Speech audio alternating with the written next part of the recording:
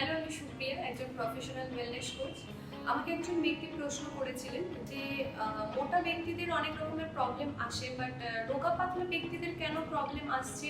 যে কোনো হার্টের প্রবলেম বা ডায়াবেটিস, সে তো রোগা পাতলা আছে, ফিট আছে, তাহলে তার কেন সমস্যা আসছে? এটা হচ্ছে আজকের প্রশ্ন। আপনারা অ্যান্সারটা শুনতে থাকুন, পুরো ভিডিওটা মনোযোগ সহকারে শুনতে থাকুন। বিষয় হচ্ছে, যেসব ব্যক্তিরা রোগা পাতলা তারা ভাবে আমি ফিট আছি, আমি যা খুশি খেতে পারি, সঠিক লাইফস্টাইলটা মেনটেন করে না। সব ড্রিঙ্কস খেয়ে চর্বি বাড়িয়ে ফেলছে, সুগারের মাধ্যমে চর্বি, মানে খারাপ সুগারের মাধ্যমে চর্বি বাড়িয়ে ফেলছে। রেস্টুরেন্টে গিয়ে অনেক বেশি ফাস্টফুড জাঙ্ক ফুড খাচ্ছে।